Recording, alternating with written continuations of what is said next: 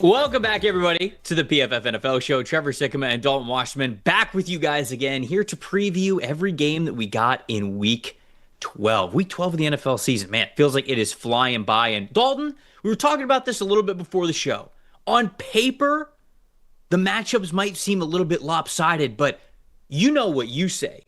Winnable games are only winnable if you win them. And I feel like Week 12 just has a lot of those games that we're going to break down here on the show, tell you who we think is going to win, by how much. We'll give you a score prediction, of course, for the betting lines for those who might be interested in doing that kind of a thing. But we're really going to tell you what we think matters most towards these games and where maybe a couple upsets could come into play for a slate that feels like a lot of heavy favorites, but we know that the NFL can get crazy, Dalton. How you doing, my friend? Good. And Trevor, this is the time of year when things start to get really tense in these games and you find out who's really got kind of that competitive spirit to get through adversity. And I think you get those games where it's contenders versus spoilers, and the spoilers have nothing to lose. Just go out there and play really hard and see what happens, right? So I think this is going to get to be a lot of fun starting this week. And we got a lot of teams that really need a win this week to get themselves back on track. That's the thing, is there are a lot of teams where you might look at you might look at the matchup, you might say to yourself, okay, like this is going to be an easy one for this team. And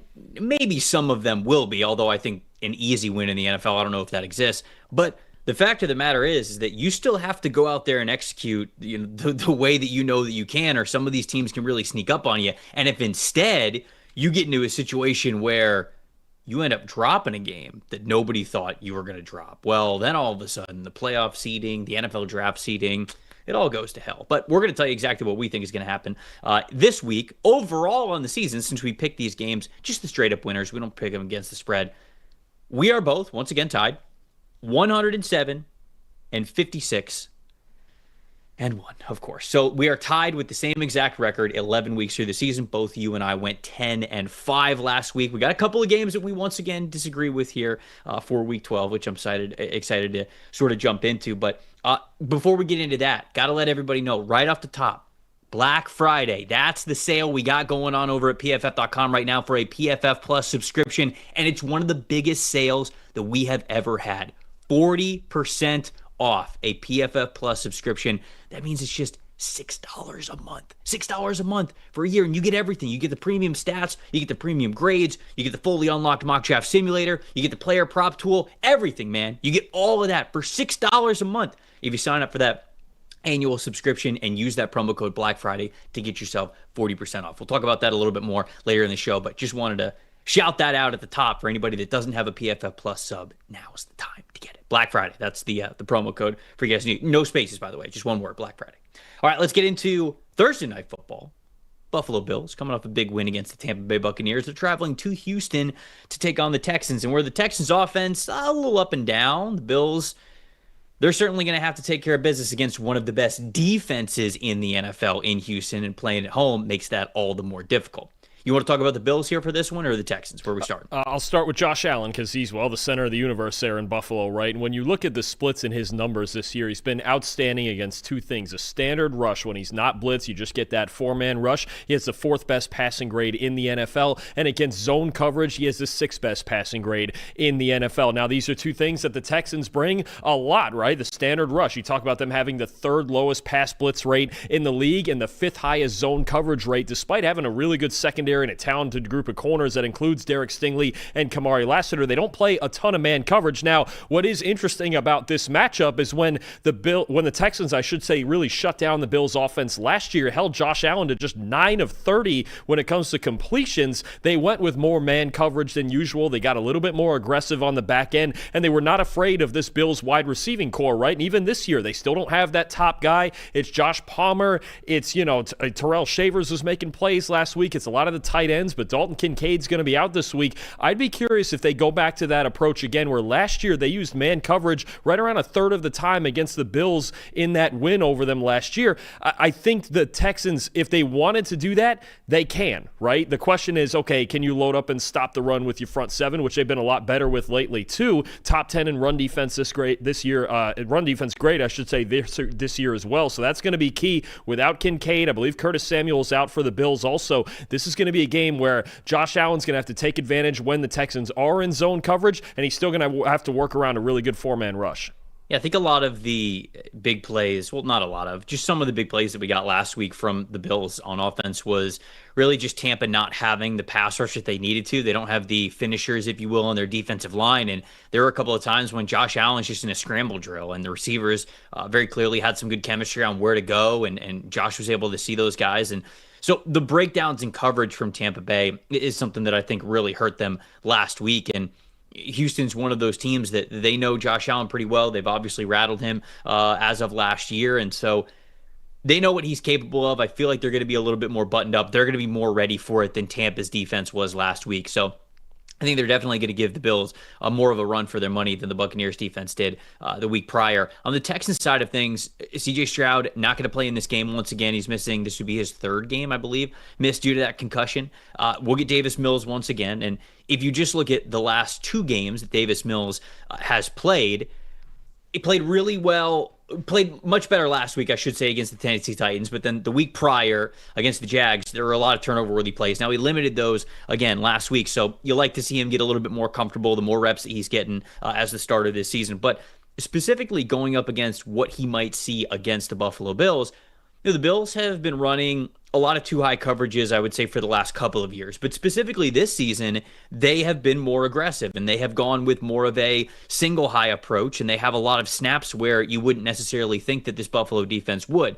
Davis Mills over the last 2 weeks against single high looks, 62.5 passing grade. He has two big time throws versus single high with two turnover-worthy plays as well. So just a little bit more of an aggressive form of coverage. He's had an equal amount of big-time throws to turnover-worthy plays. Now, if you go to too high coverages, just more attacking zone coverages in general over the last 2 weeks, Mills has been better at that. He's been more efficient, less turnover-worthy plays. So clearly, he feels more comfortable finding those soft spots in the zone. But Buffalo has been able to run a lot more cover one looks, and I wonder if they're just going to continue that, looking at the tape over the last couple of weeks and seeing that, hey, when we've got that tight coverage, when we demand those better throws from Davis Mills versus man coverage, that's when he really starts to struggle. So I think that it'll be an interesting chess match there to see what the Buffalo Bills go with, but it does go towards, I should say, it leans in their favor where they've been going on defense and how they've been deploying their coverage. I think the Bills are the better team. I think they win this one. I'm going to go 24-13 is my final score here. Buffalo wins it. I'm going to take the Bills also, but I don't think it's going to be that easy. I think this Texans defense is going to keep them in this game. And if Houston can find a way to run the ball with Woody Marks, then I think they really do have a shot to win. If CJ Stroud was in this game instead of Davis Mills, I might pick the Texans to win it outright, but I'm going to go Bills 19-16. I think we're getting an ugly defensive game in this one.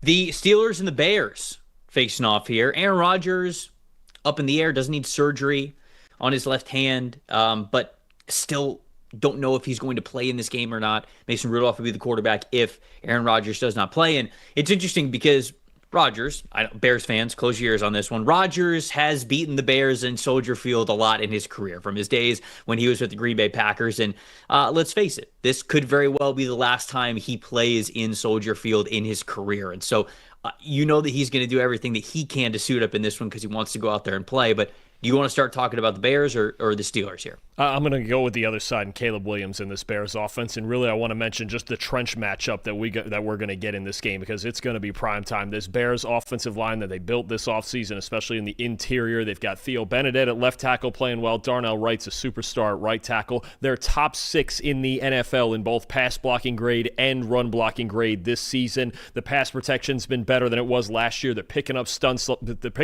better, things like that. Just mentally have been better up front. And then the run blocking's been outstanding lately, opening holes for DeAndre Swift and Kyle Monangai in that run game. The Steelers' defensive line, as we know, is the best part of their team. TJ Watt, Nick Herbig, Cam Hayward. If Alex Highsmith is back healthy, he obviously adds to that. And I find it an interesting dynamic, not only the trench matchup, but the challenge for the Steelers in this game is going to be outside zone running from the Chicago Bears. We saw them struggle with that with Tanner Engstrand's outside zone system, which is the same as Ben Johnson's back in week 1 when the Steelers played the Jets. They've struggled with with it for a time because I think their defensive tackles, especially, they're very good, they're very stout between the tackles, but when you make them move laterally, they have a little bit of issues moving with the offensive line. I think Ben Johnson's really going to attack in the run game first, like he's been doing in recent weeks. He's going to lean on Drew Dahlman and Darnell Wright in this offensive line to get it done on the ground first and not put too much pressure on Caleb Williams once again in obvious passing situations. There's going to be times where he has to make plays outside the pocket and evade pressure against this great pass rush, but to me, the Bears' success right now starts with the run game, with their offensive line. I don't think that changes in this game. Yeah, and I think that the Bears will have, I don't know exactly which part of their passing attack they're going to lean into more. Like some weeks, like last week, for example, it was their two tight ends, right? It was Cole Kmet, it was Colson Loveland. In weeks prior, it's been the wide receivers. Which personnel group are they going to kind of lean into a little bit more to attack a Steelers secondary that really has struggled throughout this season? But that's what I'm looking forward to seeing on the Bears side of things, because I talked about this in the review show. I finally feel like Caleb Williams and the Bears offense is very comfortable going to whatever they want on the depth chart for their passing attack week in and week out. Like sometimes I felt like Caleb was only comfortable throwing to Romo Odunze, and then it was like, okay, well, maybe it's only tight ends, but now he's just expanded, and I think the whole roster is at their disposal. So very curious as to see how they deploy some of their best passing weapons in this one. On the Steelers side of things, you look at the Bears secondary. We know the Steelers secondary has struggled, but so has the Bears, to be honest with you.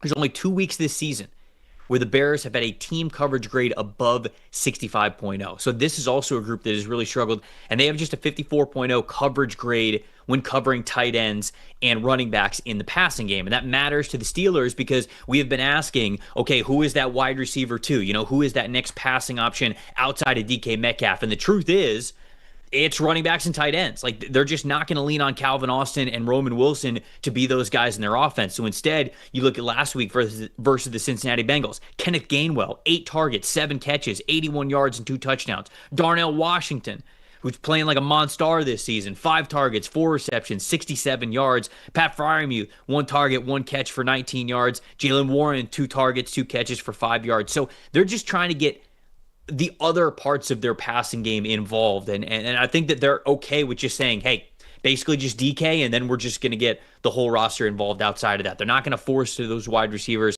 That's just how they're going to play. I think you're going to see, more potentially like 21 personnel, 12 personnel, things where you're getting 2 backs or 2 tight ends on the field to really try to stress out that Bears defense and that coverage unit, maybe win with a little bit of size in that regard. I think the Bears do win it. Aaron Rodgers' injury scares me a little bit here. I'm going to go with the Bears, 21-14. They'll defend home turf. Look, the Bears find themselves in one-score games every week. I think this is going to be another close one, and it's really just going to depend, to me, on how well on the line of scrimmage their offensive line can handle things. I think they can do just enough as long as Caleb Williams doesn't turn the football over, because that's when the Steelers win games, is when they get pressure and force turnovers. As long as he's safe with the football and the Bears run it well, I think they can come out with a win. I have them 20-17, Chicago. The Vikings and the Packers.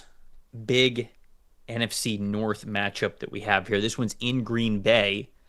Let's talk about the Packers first, Dalton. This is an offense that has a ton of potential, but has not lived up to it specifically over the last 2 weeks. I'd say as the season as a whole, it's been hot and cold, but specifically over the last 2 weeks, they have really struggled. How do they get it going? And is this a matchup where you think they could, be somebody who could really attack the Vikings defense, or do you think Brian Flores is going to have their number here?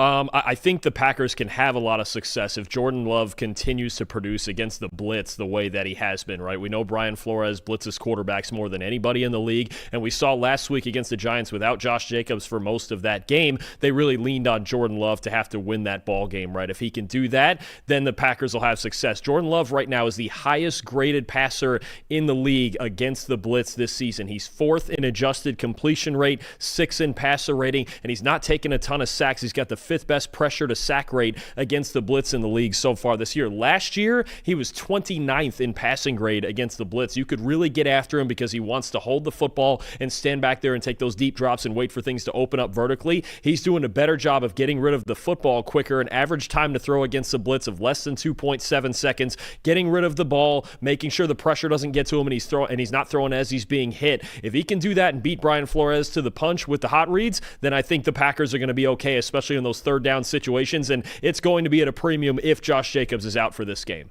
Yeah, that's no doubt. And Love playing really well against the blitz obviously leans into them, I think, playing well in this game. On Minnesota's side of things, I hate to be like this, Dalton, but if JJ McCarthy doesn't play better, the rest really doesn't matter. Like, they even got some decent efficiency out of the run game with both Jordan Mason and Aaron Jones last week. So you had the run game at a pretty healthy yards per carry average. You felt decent about that. You got them a good amount of carries between that duo. They are getting targets to Justin Jefferson. They are getting targets to Jordan Addison. Like, those guys, the targets are there. The usage, I feel like everything really in the offense is there.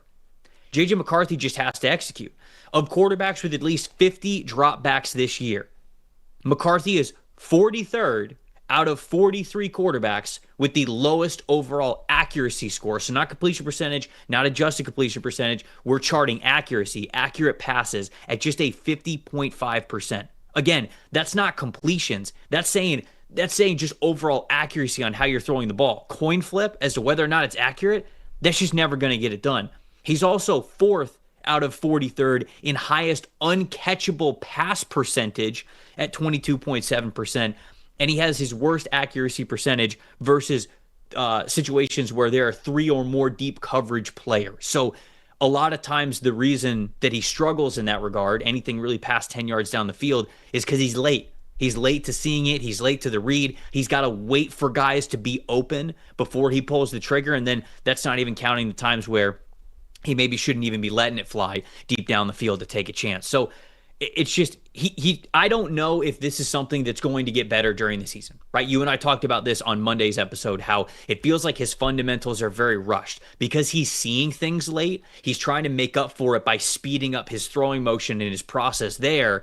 And because of that, you're getting a lot of really inaccurate passes and just a lot of up and down nature with how he is playing.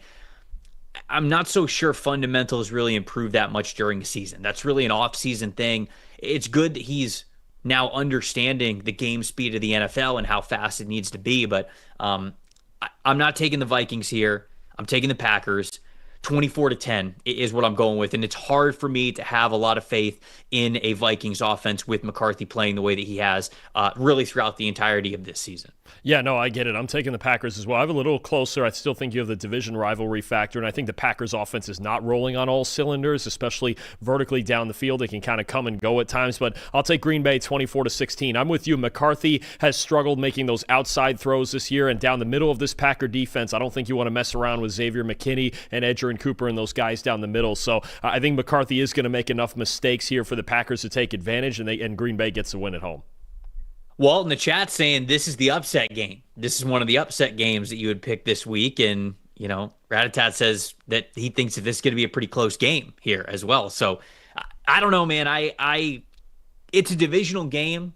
So, you know, maybe throw logic to the wind at times with divisional games, but it's hard for me to look at what has happened to this point in the season and be taking the Minnesota Vikings in it. If they get a win, hats off to them. That'll be an incredible win, but tough to see that being the case. McCarthy would have to have his best game of the season for all 60 minutes, in my opinion. The Giants and the Lions doing battle this Sunday. Looks like Jackson Dart could be back for the New York Giants, but let's talk about the Lions side of things first. This is an opportunity where I feel like they're going to be able to run the ball. I don't want to say at will, but it's just surprising how bad the Giants have been at run defense, and you know the Lions are going to want to get right back to it after that loss this past weekend. Yeah, I think Lions games have gotten actually, you know, for as much as they have in their offense and Dan Campbell calling the plays and everything we know about how fun their offense is to watch, especially at home, it's very simple. If you think they can run the ball, you think they're going to win, and if you don't, then they're not going to win. That's kind of how that works. In their 6 wins, Trevor, they have a 78.7 rushing grade, they have an 81.7 run blocking grade, and they run for about 170 yards a game. In their 4 losses, 58.6 rushing grade, 60 run blocking grade. They run for about 70 yards. The Giants are bottom 3 in just about every run defense category we have, whether it's grading or before contact, after contact, explosives, whatever you want. They're bottom 3 in everything. Should they be, especially with their defensive line? Probably not, but it's been a huge problem this year. I think this game is very simple. The Lions have to feel like they can get in here and run the ball, even with Christian Mahogany out of the lineup, right, and the way they struggled against the Eagles last week. But the Eagles' defensive line has gotten it together. The Giants' front 7 so far has not. If the Lions can run the ball at will, then this isn't going to be much of a game.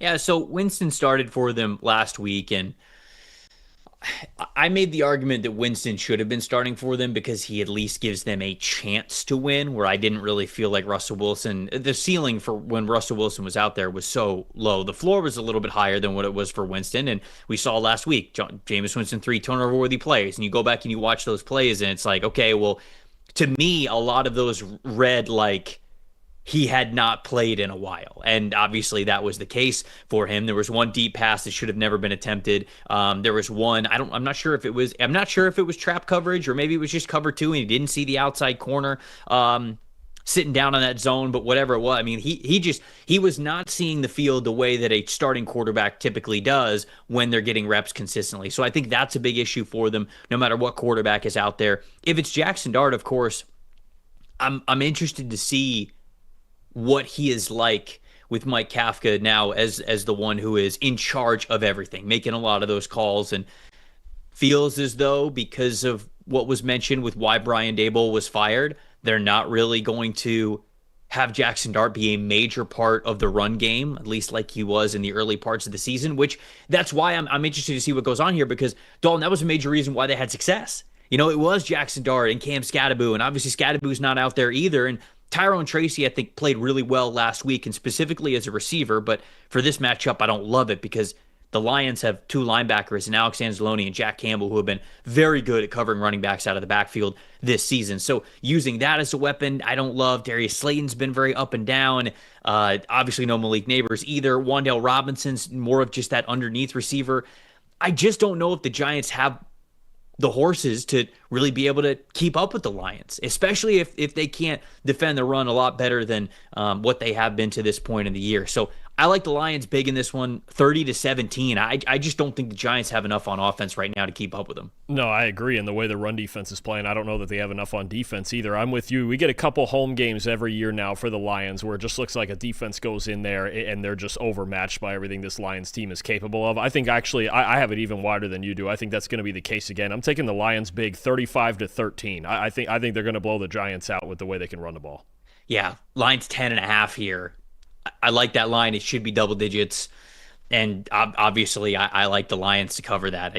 I don't know what the Giants are going to do to keep up in this game because, like I said, like even the X factor that they had last week was Tyrone Tracy, and I feel as though the Lions have been very good at neutralizing exactly what makes Tyrone Tracy an X factor for this team. So just this would be a okay, sure, I guess I get it. It's the NFL. If the Giants are able to win this game, I don't know if a lot points to it before we get to that point.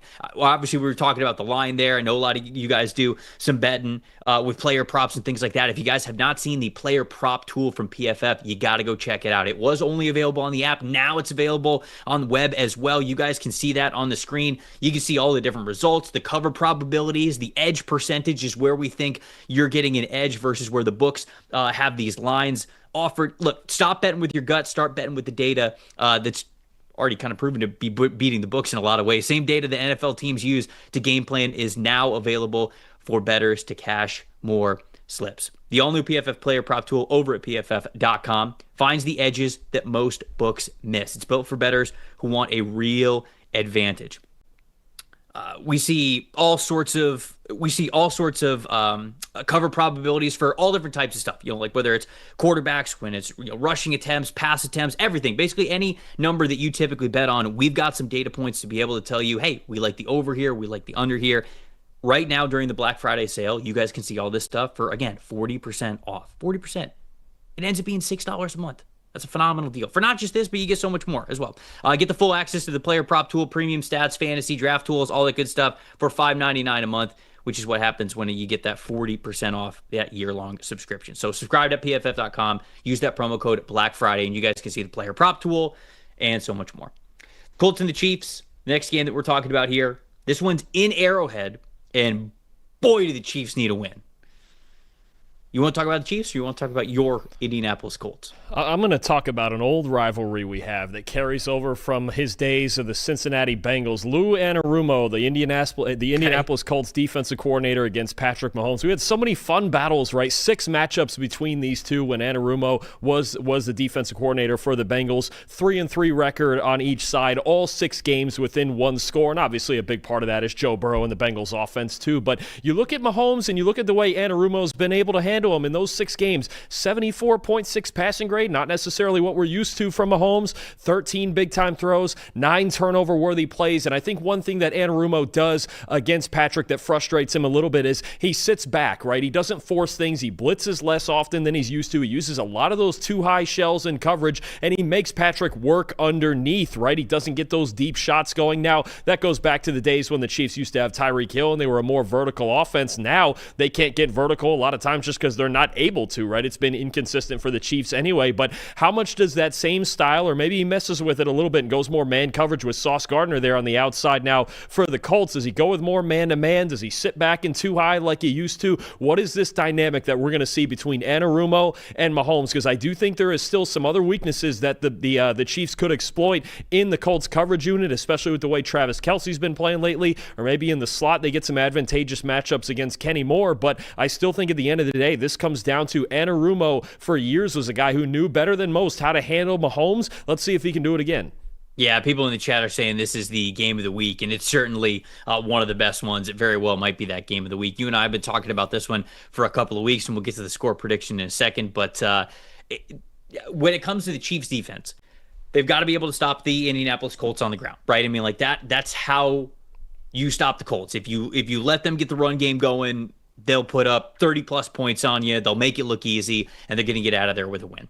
Chiefs in overall run defense this season, they're 13th in the NFL in run defense grade as a team, but they're 22nd in EPA per rush allowed. So when you talk about less of a play-by-play analysis on how they're doing with run defense, you're talking about more of like situationally. So on 3rd and 2, if you're running the ball, are you letting them get 3? Are you letting them convert there? It's 1st and 10, are you letting them get a big first down gain on you on the ground? Like that's what goes into EPA per rush, and they've been worse in that regard. So I looked up I tried to find out where the Colts have maybe struggled the most when it comes to rushing the ball this season. Maybe Steve Spagnuolo wants to lean into that a little bit more. Truth be told, the Colts are pretty much great in all situations. But there's one situation that they have struggled to run the football in, and that is when opposing defenses, now this doesn't happen very often, but go with a bear front, which is 3 down defensive linemen who are condensed. They're head up against the guard, head up against the center, head up against the guard. So you've got all 3 of the interior offensive linemen covered up, but then you've got 2 of the outside linebackers standing up, over the tight end, over the offensive tackle. But basically, you don't have 5 down defensive linemen, but you at least have 5 defensive linemen for all intents and purposes on what you are trying to do. Now, it's a run defense type of a front, and so that's what you would expect that run defense front to be better against when the Colts are running the football. But I even checked, normally you would throw out a bear front there like when you're within the 5-yard line going into the end zone or something like that. But I tried to look at it from the 10-yard line to the 10-yard line. So in between, in the middle of the field, how often teams are able to do that. And obviously, as you would expect, it's not a lot. Denver Broncos did it to the Indianapolis Colts more than anybody, I believe, and they had the most success when it came to that. So the problem with the Chiefs, though, is that they haven't run a single snap in a bear front this season. It's just not really what they do. Do they feel they have the opportunity to either do that or like go with 5 down defensive linemen instead of just 4 down defensive linemen? Feel comfortable crowding the line of scrimmage, pairing that with some man coverage on the back end, right? Rex Ryan used to do that all the time with the old Jets when he was the head coach with the Jets. Bear front, and then you're pairing that with man coverage and a single high safety. I mean, that is aggressive defense. You got numbers in the run game. You got man coverage on the back end and just saying, hey, our corners are going to cover these guys better than they could run routes. It's a very aggressive style of play, but when it works, man, it can be suffocating. And I wonder if the Chiefs are going to have to lean into something like that. Maybe it's not quite going out there with a bare front, but just getting more bodies towards the line of scrimmage, because outside of that, the Colts have been damn near unstoppable with how they have run the football. And if you cannot stop them, they're going to put 30 on you. I don't think they put 30 on the Chiefs, but Dalton, I am going to take the Colts in this one. Colts 27, Chiefs 24. And the main reason why is sort of what you mentioned there. I got a lot of faith in Anarumo as well on that side of things. And also, I don't love what the Chiefs have in their backfield. We talked about that on Monday. The lack of dynamic athletic ability from the Kansas City Chiefs has been a big reason why they have the lowest third down conversion percentage in the Patrick Mahomes era right now. They didn't add anybody to the roster since last week or the last 2 weeks. So unless they start to get a lot more creative, get Brashard Smith in there, get those wide receivers with a ton of speed with Rashee Rice and Xavier Worthy, some carries out of the backfield, I just don't know if they're going to have enough to keep up with the Colts. So I'm going to go with Colts 27, Chiefs 24 here. What do you got?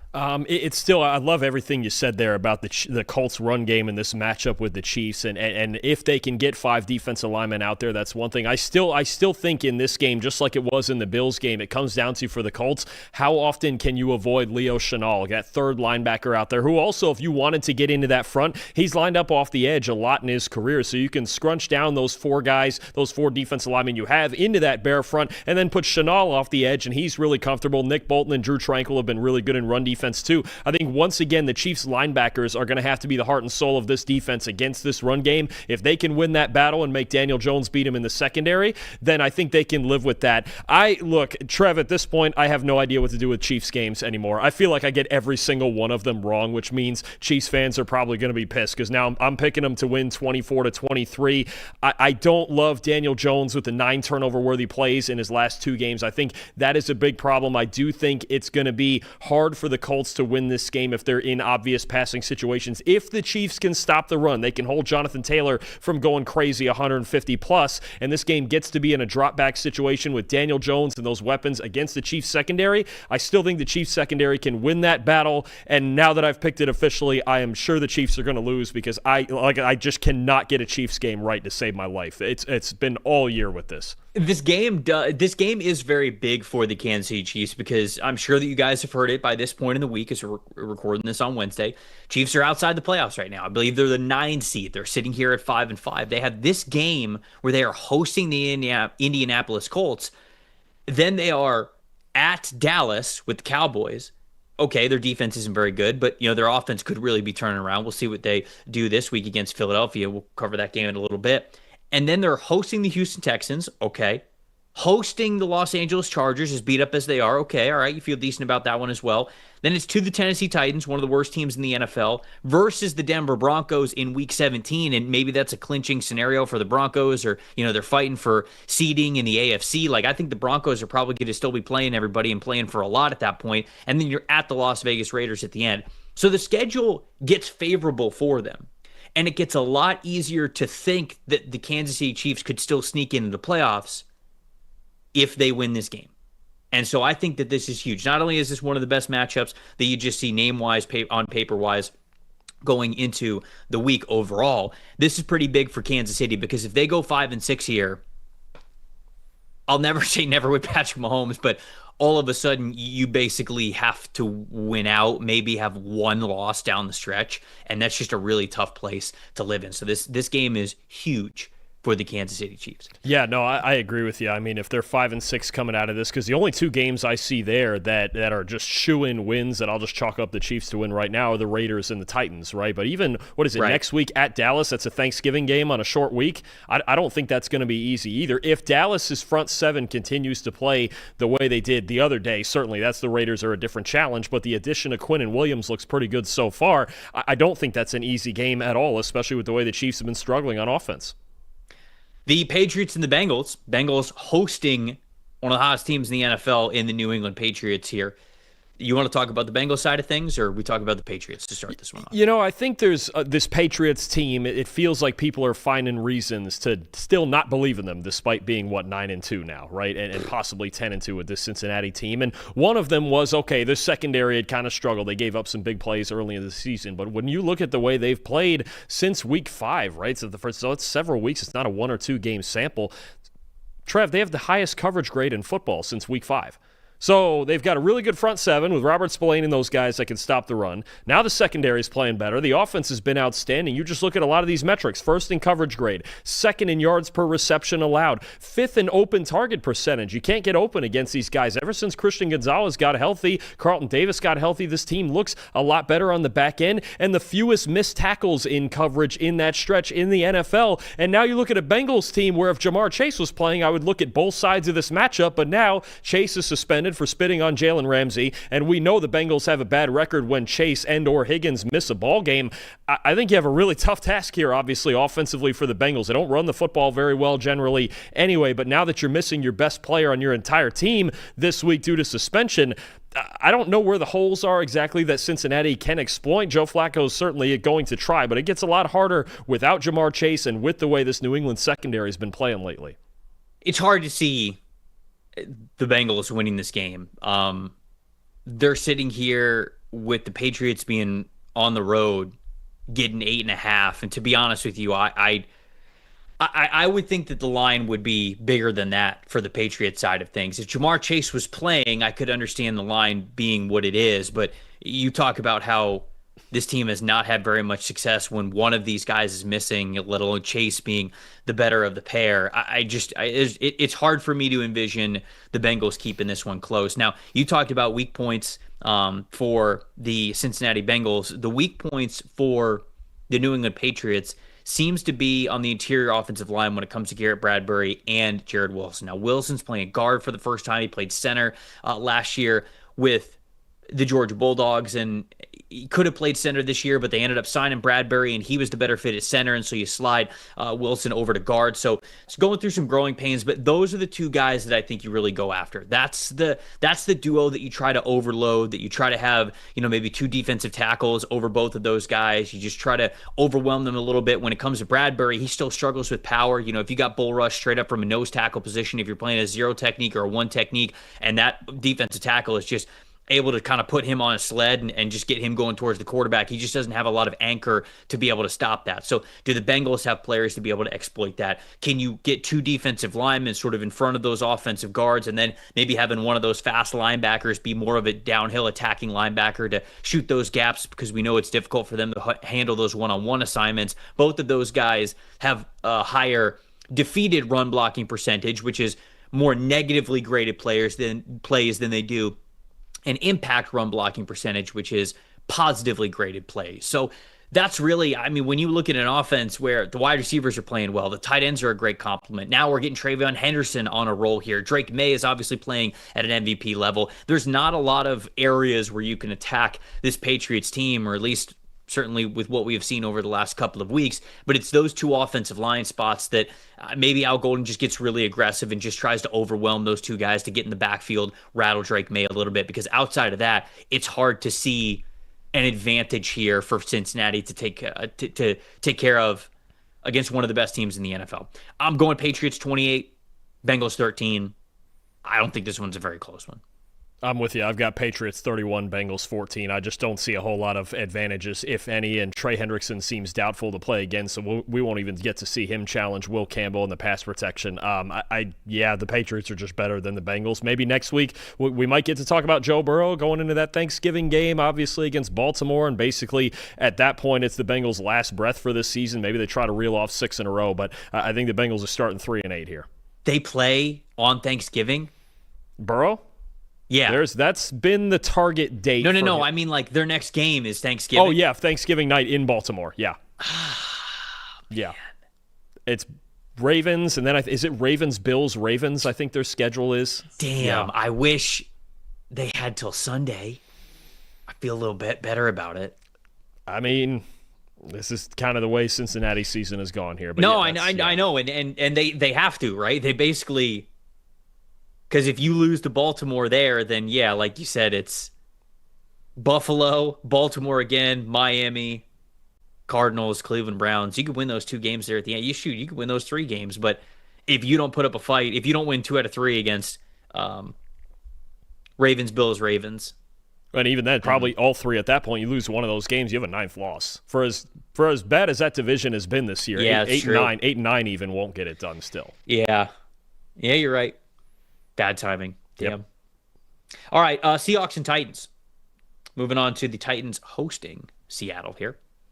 You want to talk about the Titans side of things, or Seattle bouncing back after a loss? I want to just shout out Seahawks rookie. I guess we'll call him a safety, but he plays in the slot a lot. He plays a little bit of linebacker. Nick Emmanwori, and the difference that he's made since he got healthy in Week 5, he's just been outstanding, right? 74.9 PFF grade, 75.5 run defense grade, 73.7 coverage grade. He's got 6 pass breakups. He's got 9 pressures as a blitzer. And look, Seattle uses more sets with 5 and 6 defensive backs than any other team in football, but when one of them is 6'3" and 230 pounds like Nick Emmanwori, it's kind of the same dynamic we've talked about with Kyle Hamilton and the Baltimore Ravens, where that guy's your third linebacker, and that's kind of your base defense. You can call it nickel with Emmanwori listed as a defensive back, but their nickel is really then when they bring in another corner and move Devon Witherspoon into the slot or put Darion Kendrick even in the slot, and you have Emmanwori still out there. It's kind of that, it's that same dynamic as Baltimore's defense, where Emmanwori's got the right amount of size and athleticism where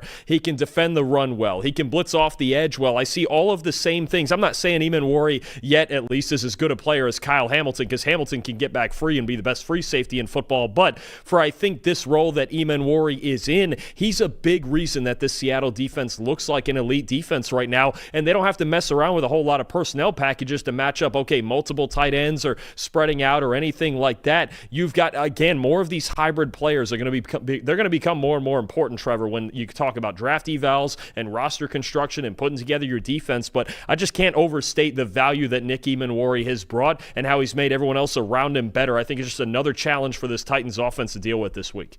Yeah, no, Emmanwori has been fantastic and a fantastic landing spot. It's a great story of having a prospect with a diverse skill set who goes to a defensive coordinator in a defensive system where they're allowing him to have that flexibility. And so he's playing with a ton of confidence very clearly. He loves the environment that he's in. He loves the coaching staff that he's in, because you don't play that well unless those two things are present. So it's really fun to watch Nick Emmanwori play well. I don't know if it's a guarantee if he is this player on many other teams in the league, to be honest with you, because there's just not a ton of defensive minds that are quite like Mike Macdonald and that creativity that he has with how to use those hybrid linebacker, safety, slot defender type of players. So it's great to see him get into the mix, even with Devon Witherspoon back in that lineup.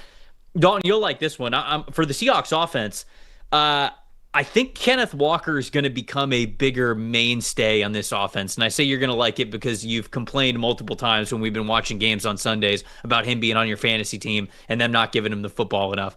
He had 16 carries for 67 yards last week, but also 3 targets for 3 catches and 44 receiving yards. He had a 84.2 rushing grade over the last 4 weeks. And, there have been times when he's been a very highly graded running back in our system over the last 3 or 4 years. And sometimes the volume hasn't always been there for him. There's split time between him and Zach Charbonnet. And so they like to have a deep running back room.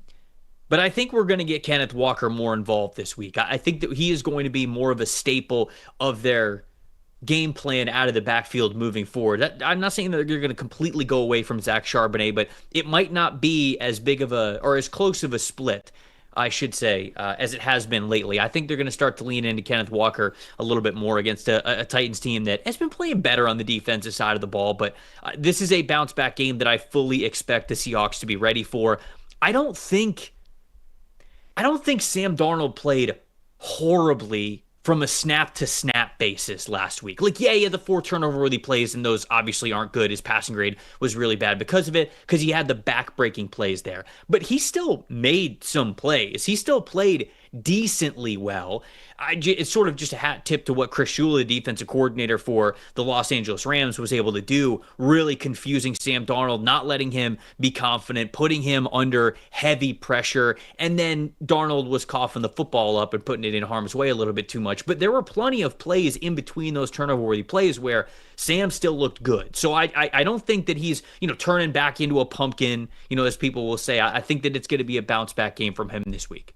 I agree. I do think there are some challenges when it comes to Seattle trying to run the ball, because the Titans' run defense grade is actually in the top 10 in the NFL. In the middle of their defense is a challenge to deal with. Jeffrey Simmons, Tavondre Sweat, Cedric Gray, the second-year linebacker, has been one of the best run defenders in football. They're getting the rookie safety Kevin Winston Jr. involved a little bit more the last couple weeks as well. So their run defense is actually something to deal with. And the Seahawks aren't sure if they're going to have Gray Zabel, their first-round pick at left guard, in for this game. So I could see some challenges there running the ball. But at the end of the day, I think Sam Darnold and Jackson Smith and Jigbar are too good to stop this year, obviously, and then for Tennessee to stop with their secondary the way they're struggling. I've got Seattle 24-6. I still think they get a pretty easy win here. Yeah, I got Seattle 27-10.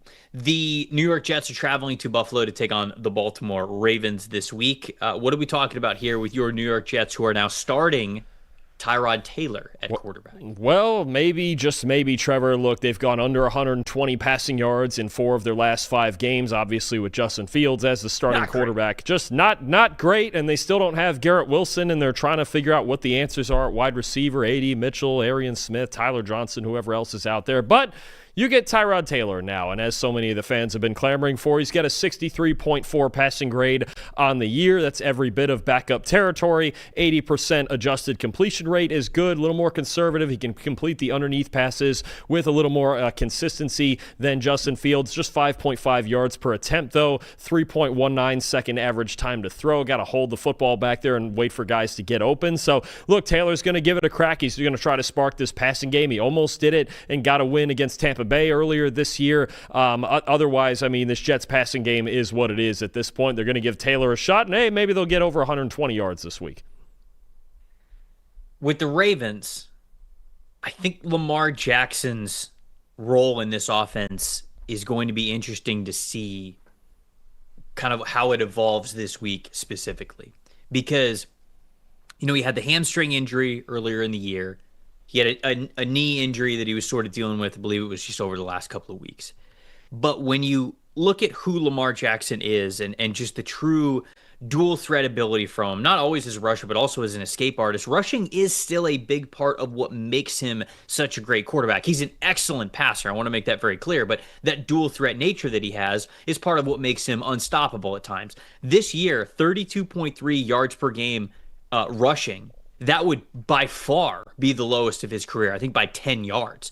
I think the rushing grade is fine from him. I believe it's in the high 70s, so the efficiency is still there. He's just not doing it a ton, but something I will give him credit for. Obviously, he hasn't played as many snaps because he missed a couple of games, but I'm going to knock on wood here, Raiders fans. I'm knocking on wood.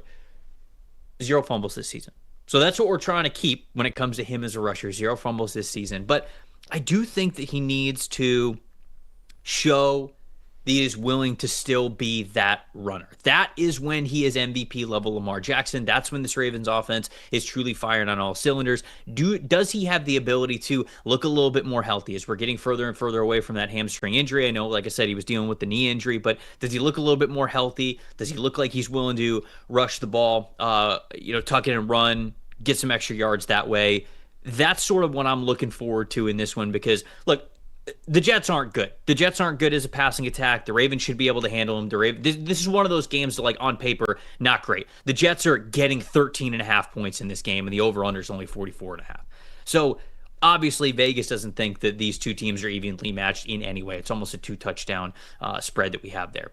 But to me, the biggest takeaway will be, what does Lamar Jackson look like? We had the run game play a little bit better last week. Derrick Henry is getting a little bit more towards the Derrick Henry numbers and the impact that we're used to seeing from him. But what does Lamar look like on a weekly basis? Because are we ramping him up towards the best version of him that we have seen this season? Because if we are, I think the Ravens are going to stay dangerous. They're right there for the division title, contending in the playoffs, maybe even hitting it hot when it matters most. But I think the Ravens win this one 24-13 is the score that I'm going with here. A couple of things I find odd I have questions about with the Ravens passing game. One is pass protection. Lamar Jackson has been pressured on almost 43% of his dropbacks this year. Yeah, they've regressed. They have that unit as a whole has definitely regressed this year. That's the third highest of any qualified quarterback in football, and the only two higher than him are actually the two Jet quarterbacks, Justin Fields and Tyrod Taylor, and those two guys hold the ball way too long for anybody's comfort in New York. So pressure has been a problem, and he's got a 35 passing great under pressure. And then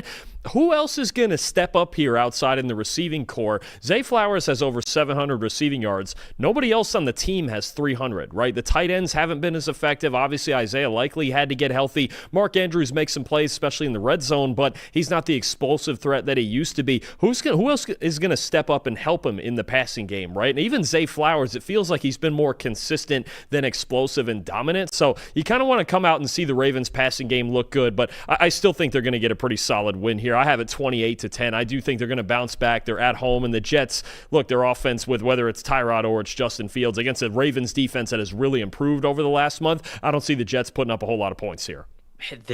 How long have we been asking that question about the Ravens passing attack, though?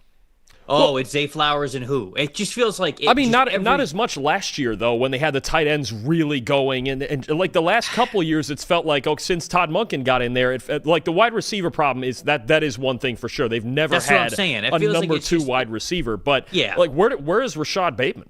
It's kind of that thing where it's just like you've got this offense that, yes, it's run heavy. Yes, it's play action heavy. But at some point, you're going to have to drop back and throw the football. Now, this game might not hurt you, but that could be something that hurts you down the line here, especially if the pass protection is down like it has been. I think this is going back to what I was saying about Lamar. Like, to me, this is a progress and an identity game. Like, are you making progress towards the best version of what this team and this offense specifically can be as we get a little bit closer towards the postseason? So this is kind of a pivotal game for me to tell me what the Ravens might be down the stretch. So we'll see. All right, before we get to the next game, parenting, folks, filled with all sorts of high-pressure decisions. It can be difficult to tell whether we've made the right decision for our kids' future, but here is a simple decision that you can make today that will have a great impact on their financial future. That's opening up a UGMA Kids Investment account from Fabric to start their investment journey early and give them a financial head start. Fabric by Gerber Life. It was designed by parents for parents to make it easy to plan for and manage your family's financial path. With a kids investment account from Fabric, you can start investing in your child's future today. Kids can't invest while they're minors, but a UGMA kids investment account allows you to invest on their behalf, and it gives their investment so much more time to grow. The whole thing is online, and setting up an account for it could take you as little as just 5 minutes. Get started investing with as little as $1 a day, and then just manage your child's account and monitor those investments right from your phone. There's no contribution limits to it. It's got multiple tax advantages. It's SIPC insured up to $500,000. Plus, there's no commission fees to it. It's just a low, flat monthly maintenance fee. When they're younger, you might be tapping into it to help them with tuition, books, summer camps, sporting activities, whatever that looks like. And then when they're a little bit older, maybe you're helping them buy their first car, first house, maybe start a business. Who knows?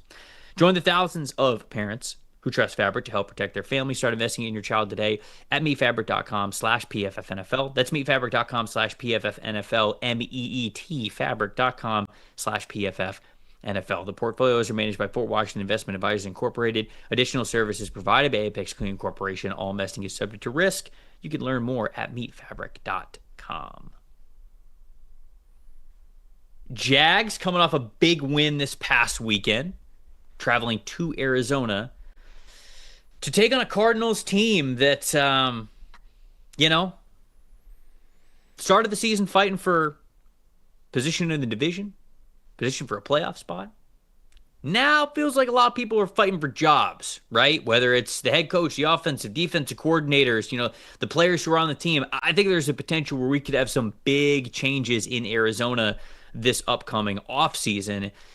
And so that team still has a reason to put a lot of good effort out there, because you've gone from fighting for a playoff spot to now maybe fighting for your jobs. You want to start talking about the Jags here? Or you want to talk about the Cardinals? I'm going to go with the Jags offense. And look, they did run for 192 yards last week against the Chargers, but it was across 47 carries. So they were really just kind of using the battering ram to kill time and control time of possession. And Liam Cohen should be given credit for that as a play caller especially. But ever since week 5, when Brenton Strange got hurt against the Chiefs, this Jaguars rushing attack just hasn't been quite as efficient, right? It's still tough, and Etienne and Bashal Tutin are running well, and we'll see if Tutin plays this week, but 14th in run blocking grades since week 5, 29th in yards per carry, 23rd in yards before contact per carry, right? So they're just not blocking quite as well up front. And I've said this a few times now, and I think we just have a big enough sample to know the impact of it. Brenton Strange, that was the week that he came out with injury against Kansas City, and they've had to change the personnel. Since that time, they lead the league in 11 personnel usage, 3 wide receivers, one tight end on the field and one back, as opposed to before that, they were 11th or 12th in 11 personnel. They used a lot more two tight end sets. I just think Strange's versatility as a blocker and as a receiver and the dynamic it changed for this offense, because when they were in 11 personnel before, it was him. Lately, it's been guys like Hunter Long, who hasn't been great this year, Johnny Munt, who's a good blocker but doesn't bring the receiving threat. When you have guys like that instead of a two-way threat like Strange, it really changes things in the run game and how defenses have to respond. I believe they've opened his practice window to return from IR. I don't know that he's going to be back this week or maybe next week, but I think eventually when they do get him back, it's going to help this run game out a lot. If they have to survive one more week, again, expect a lot of 11 personnel. They haven't been going to multiple tight ends a lot lately, but it could play into their advantage anyway, their ability to run the football because of all the too high coverages that Arizona uses. For me, on Arizona's side of things, well, first of all, speaking of guys who might be activated from IR, Trey Benson had his practice window open, his 3-week practice window open up this week. And so there's a chance that he could play in this game. Although a lot of times when you see guys' practice window get opened up, I think that a lot of fans just go like, oh, that means they're playing this week. And a lot of times it's not normally the first week. They're just trying to ramp them up. Truly, that's the point of it. It's the practice window is open up. Sometimes it takes all 3 weeks, and especially with Benson, who's coming off of having knee surgery, I don't know if I would count on him in this game specifically. Maybe I'd feel a lot more confident about him playing the next week. Maybe they'll get him this week, but I wouldn't be planning on it. Specifically, what I'm looking for in this week, and I kind of talked about it with Arizona.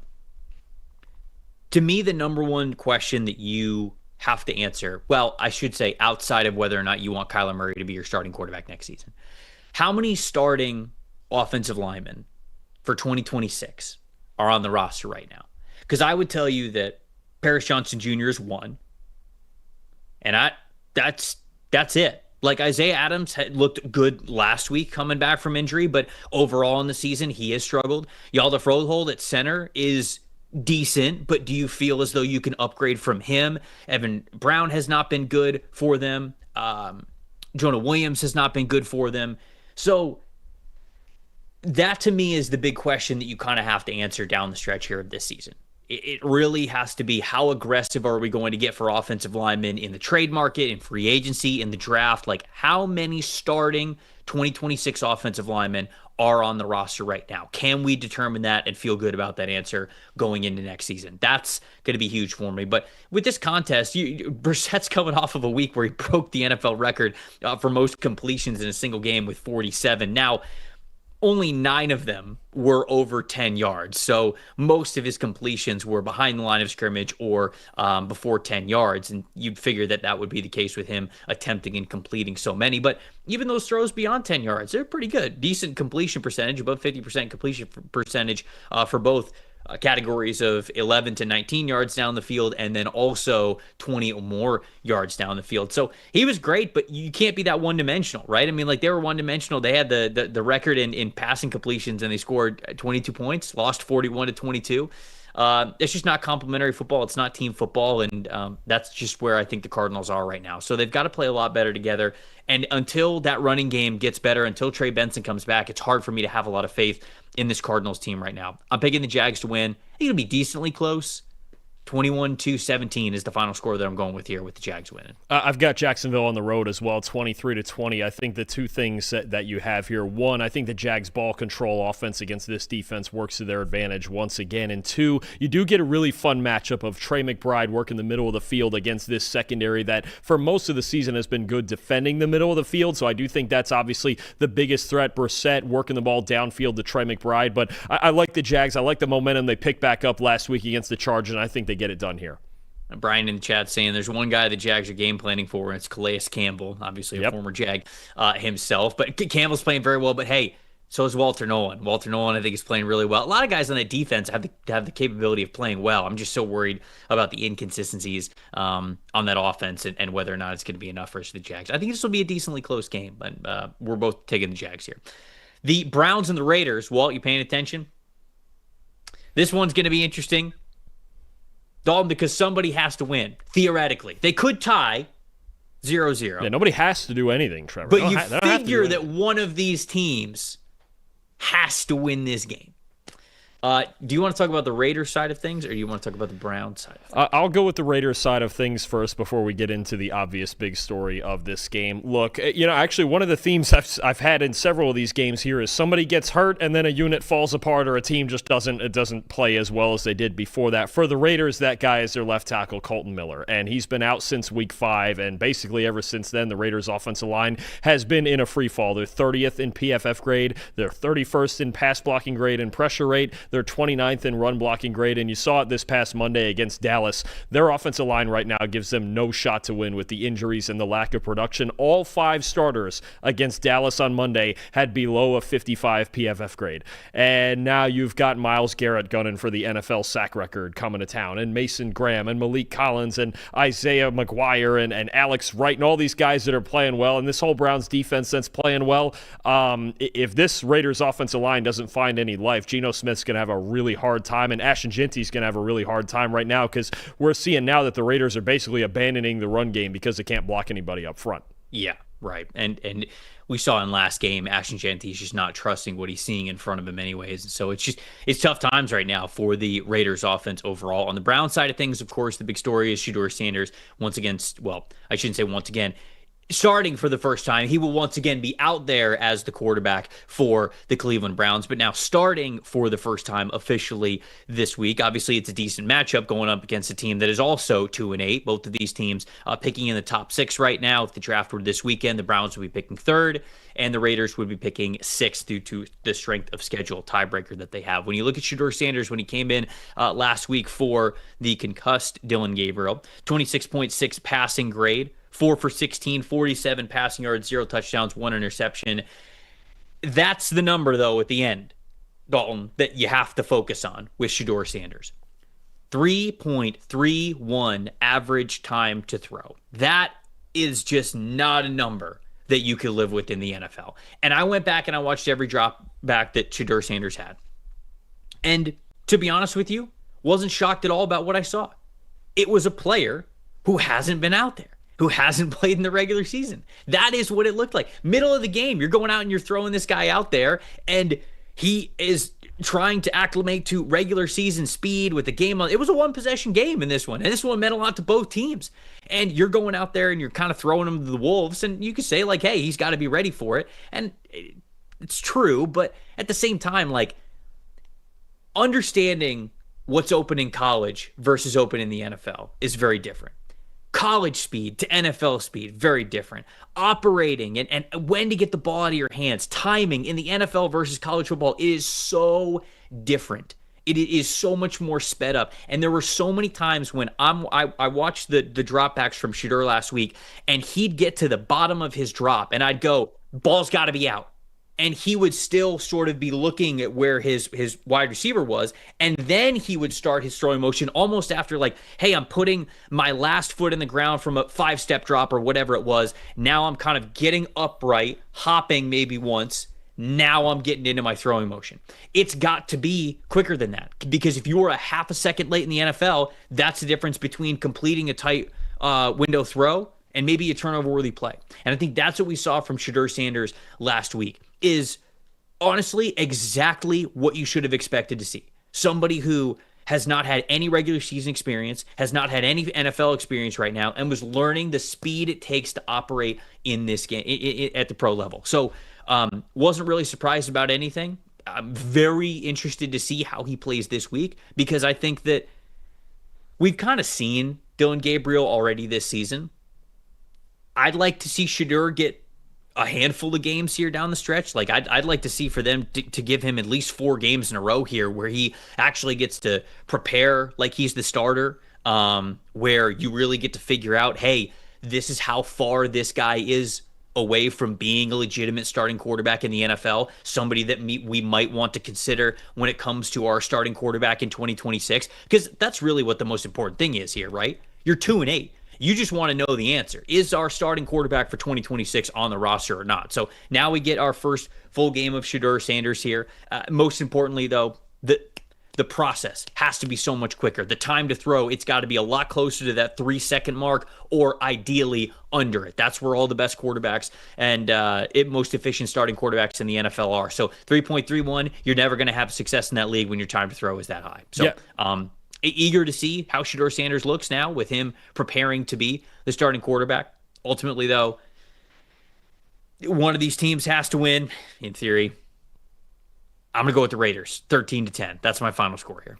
I think for Shedeur and the time to throw as well, I think the Ravens did a really good job in that game of speeding him up, right? They blitzed him on 9 out of his 21 dropbacks. Against the blitz, he was 0 for 6 with 3 turnover-worthy plays and 2 sacks. Actually, against a standard rush, when it was just a 4-man rush, he looked competent back there. He had a 73 passing grade in those situations, so the Raiders might be just a better matchup for him because they have the 6th lowest blitz rate in the league. They just need Max Crosby to not completely take the game over. They got to find a way to chip him and double him and not allow him to just get 10, 12, 15 pressures in this game. But I'm going to ride it. You know me. I'm as high on Shedeur as anybody out there. I'm going to take the Browns to go out here and get a win 17-13. I think he can play well enough for them to win. The Raiders' offensive line is a disaster right now, and it's a bad matchup with this Browns D-line. I think they get it done. I think he plays a solid complementary role in a defensive win like the Browns usually get when they do win.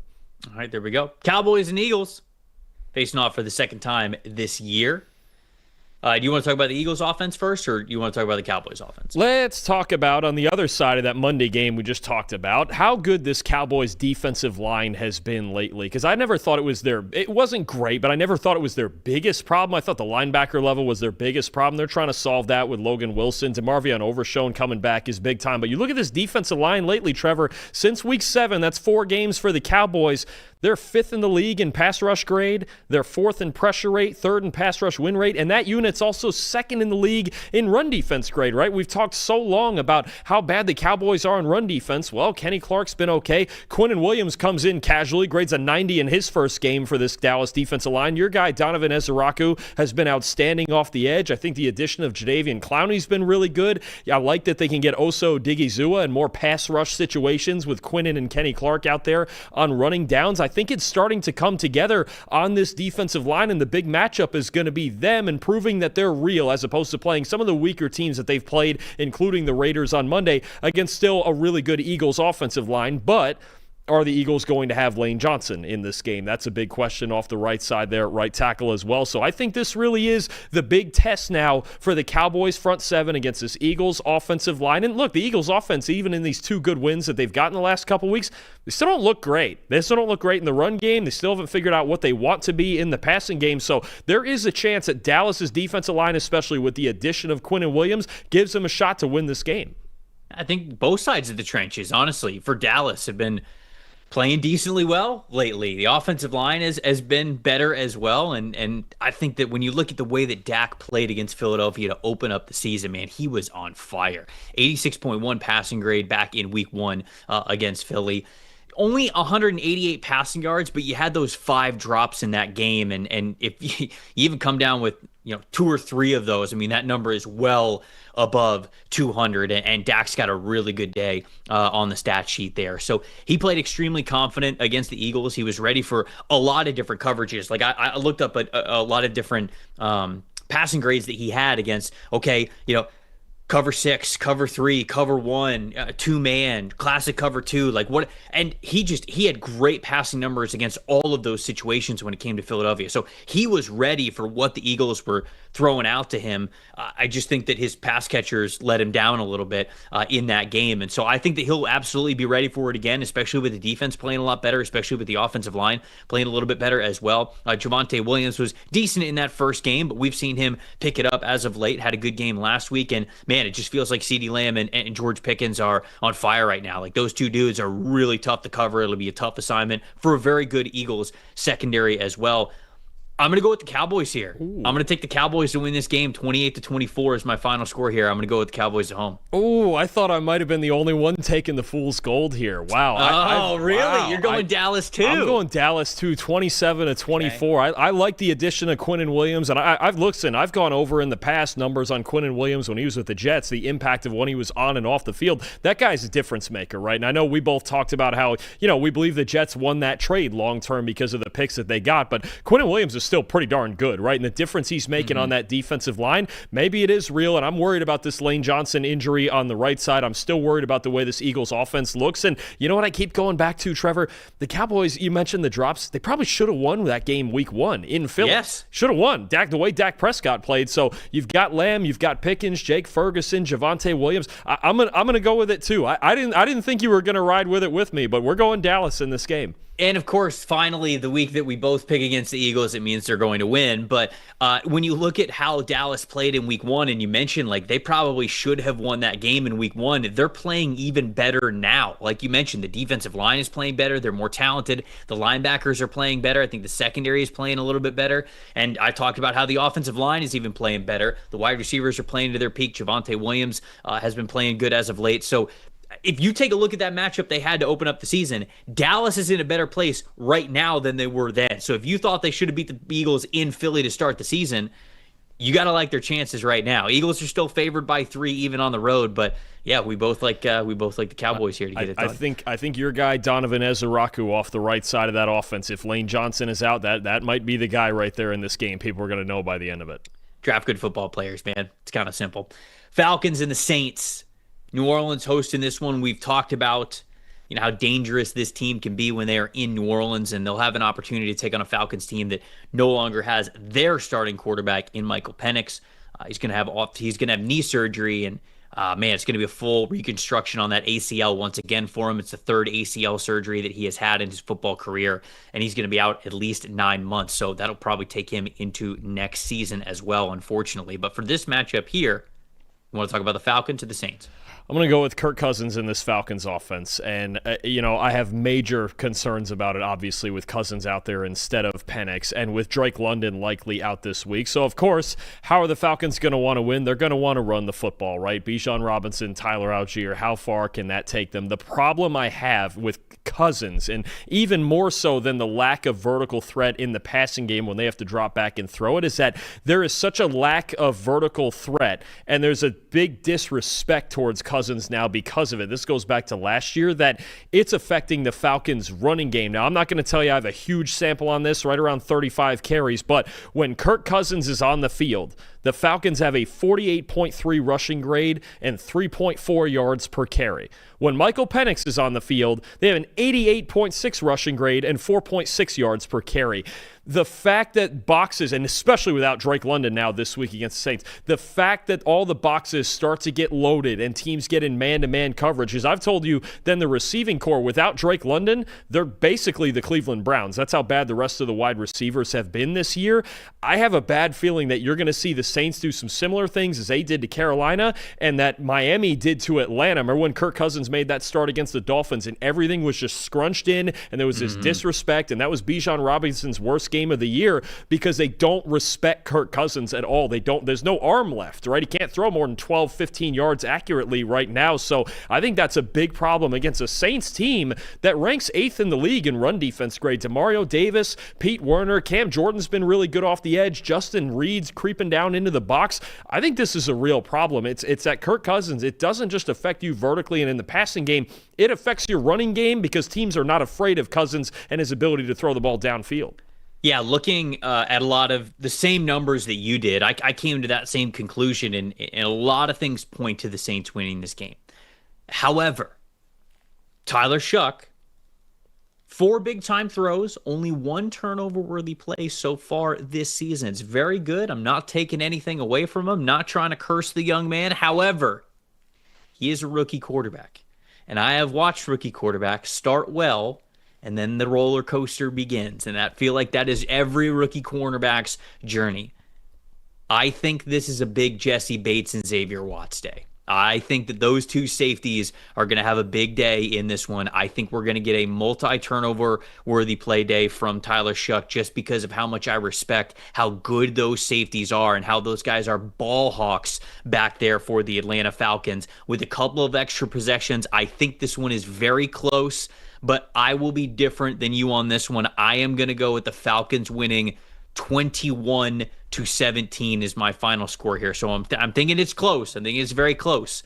But if we do get multiple turnover-worthy plays from Tyler Shuck, then I think the Falcons can win this one. But if Shuck is able to have just 0 or maybe 1 turnover-worthy play, then of course a lot of the other data points to the Saints winning this one. But I feel like the up and down roller coaster of being a rookie starting quarterback is coming, and I like these 2 safeties that the Falcons have. So I'm going to say the Falcons win this one. I think you're onto it there with the key being Shuck against this Falcons defense. I actually think it's about his ability to deal with pressure coming off the edge, especially from the 2 first-round picks, James Pierce Jr. And Jalen Walker. Those 2 have really come on lately. Tyler Shuck in a clean pocket right now, 88 passing grade. You can live with that for sure. Under pressure, only a 40. How can he deal with pressure in this game? Like you mentioned, will he live to play the next down, or is he going to turn the ball over? If he turns the ball over, you're right, the Falcons are going to win. But if he can handle himself okay under pressure, kind of like he did against Carolina, there was some moments where he had to step up in the pocket and make big throws, and he did that. If he can do that, I think the Saints win this game. Games between these 2 are always weird. I'm going to go with the home team in the Superdome. Saints 17-16. We got the Buccaneers and the Rams here on Sunday Night Football, so you know we had to get Terron Armstead's take on this trench matchup. Tristan Wirfs, Luke Gedeke, Byron Young, Jared Verse, and so much more. Let's hear what Terron had to say about the Rams and the Bucs facing off on Sunday Night Football. All right, we're back with our guy, Terron Armstead, fresh off a trip across the pond to Madrid. Got to see the Dolphins win. Got to see your Dolphins get the dub. Talked a little bit before we hit record. Ate some good food. Lovely, but it's great to have you back, my friend, because we got a big matchup that we got to talk about here. Tampa Bay Buccaneers offensive tackles going up against the Los Angeles Rams defensive ends. Now, I want to start this conversation, Terron, by asking you about how an offensive line really defends stunts. Then there's a lot of different terms for it. Stunts, twists, games. It's where the defensive linemen, they start in one spot, and then they're rushing all around. They're changing gaps, and they sort of make it almost like a simulated blitz type of a feel where you only have 4 down defensive linemen, but you force the offensive linemen to really communicate. The Rams, they've almost run the most snaps this season where they only have 4 down defensive linemen, so they trust those guys up front. And about a third of the time, they're running one of these stunts, games, twists, again, whatever you want to call it. So as an offensive lineman, how do you prepare for that? How do you defend that? What goes into the preparation and then the execution to defend a team that likes to keep 4 down linemen like that? Yeah, when you get a team that's very efficient at running games, they are sure about who their penetrators are. And by penetrate, I mean the guy that's like going to dent the protection, get into a gap, and make it hard to exchange with the offensive lineman next to you. You get those teams, you have to be on the same page as an O-line.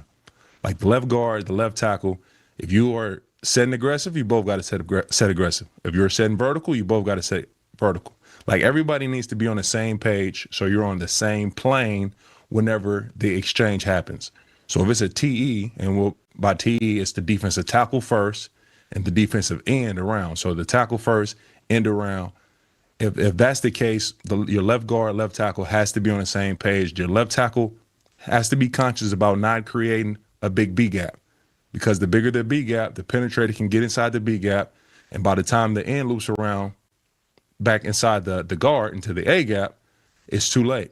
So Tristan Wirfs, Gedeke, those guys will be using the technique what we call the drag arm. Drag arm is as you're setting, you're just putting a presence in that B gap. So hand out, it fully extended, keeping that presence in that B gap so you can feel for the defensive tackle, but keeping your eyes on the defensive end. So once that loop happens, you can make a quick and efficient transition. These guys, Byron Young and Jared Verse, I feel like they're so twitchy, they're so explosive. That's sort of the thing that they go to, is being able to not just be explosive towards the quarterback, but also laterally. Is that what you have also seen from those 2 dudes about what makes them so difficult to defend? I think Jared Verse gets a lot of attention on his side of the defensive line, but Byron Young's having a hell of a year, and I think it's because a lot of teams maybe looked at Jared Verse and like, man, we got slide protection this way. We got to make sure this guy doesn't wreck our day. And then Byron Young's like, hey, I'll take the single blocks. That's fine with me. What have you seen from these 2 guys? Dynamic, man. That dynamic, explosive, dangerous, strong, relentless, motor, all of it. You know what I mean? They got the bases covered. These 2 they'll be a dynamic duo for a very long time. And then when you start to add in games, and you got Kobe Turner and Fisk, and it's an added element to your pass protection. So I'm trying to give Jared Verse my full attention. So both eyes on him. I want to put both hands on him. But at any moment, I can be getting picked, or I can get my inside shoulder can get attacked by Kobe Turner.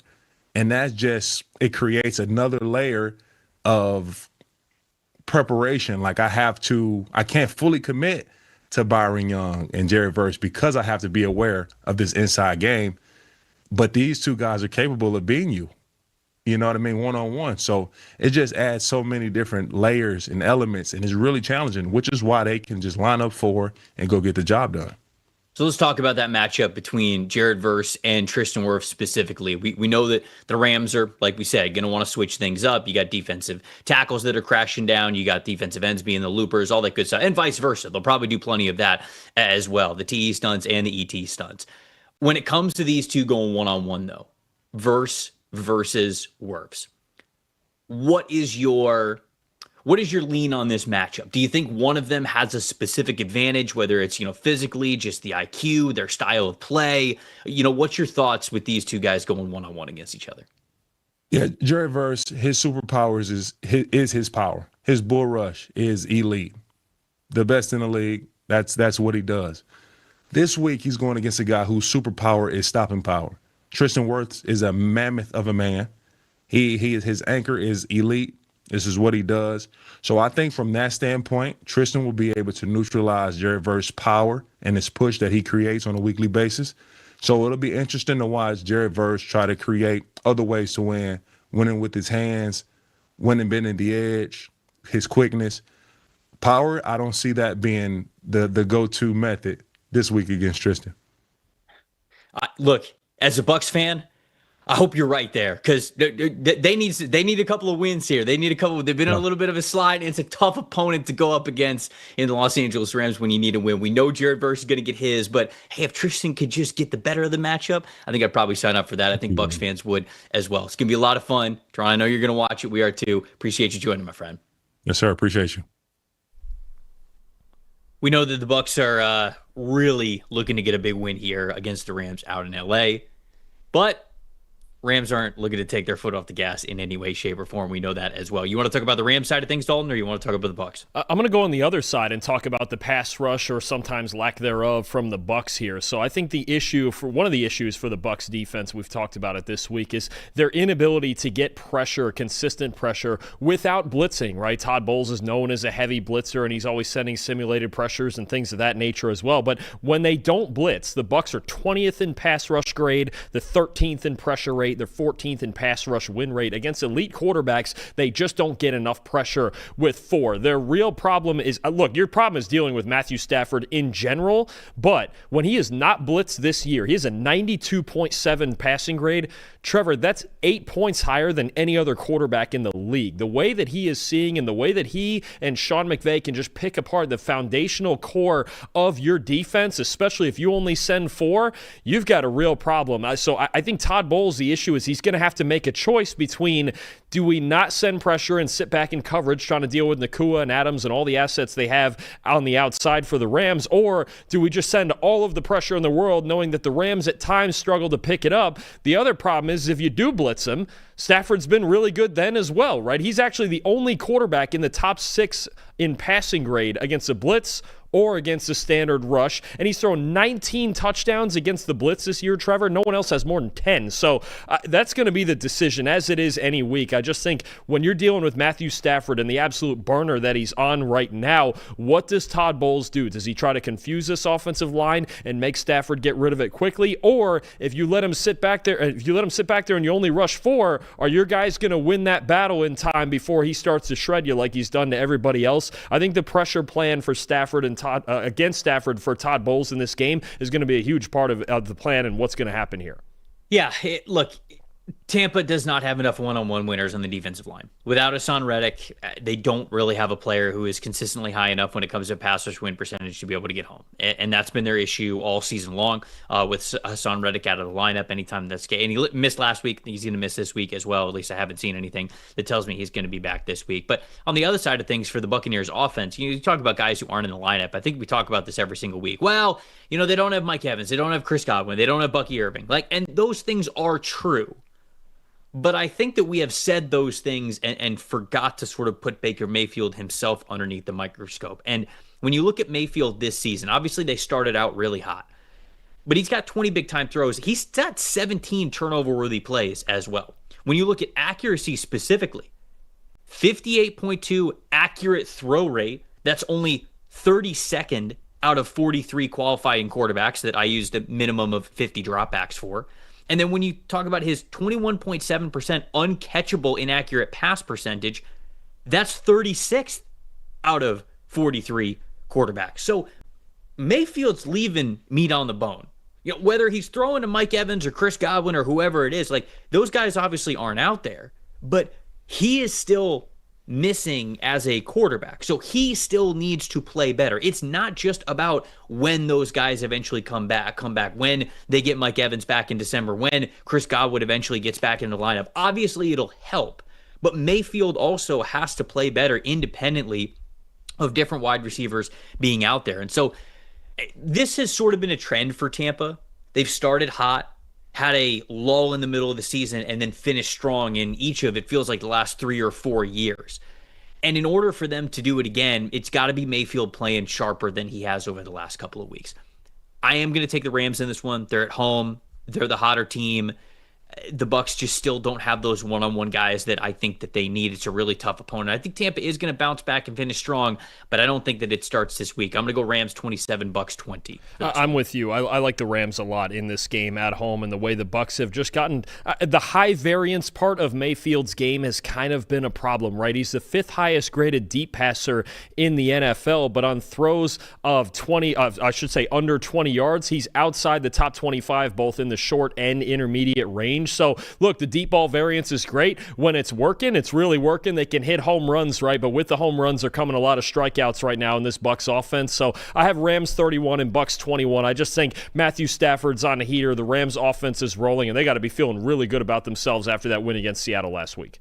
The Panthers are traveling to San Francisco to take on the 49ers for Monday Night Football this week. You want to talk about the Panthers as they're coming off of their big win, and you want to talk about the Niners coming off their big win? I want to talk about Carolina's offense. I got to talk about Bryce Young, right? All the Carolina Panthers fans that watch this show, they want to hear about Bryce Young, and they can hear more about him tomorrow when I have my film breakdown on Bryce Young. There we go. And why he won that Falcons game and the confidence that he played with against Atlanta, throwing for almost 450 yards. And look, what do we want to see now, Trev? It's great that you do great things once. Do it again. You got to stack good weeks. If he can do that and stack good weeks throwing down the field, the Panthers can make a playoff push, right? They got 2 games against the Bucs, who have been struggling lately. This is a massive game right here against a solid 49er team on the road, also in the playoff race. But Bryce Young last week, okay, 92.2 passing grade on 10-plus yard throws. Through week 10, he had the 2nd worst passing grade in the league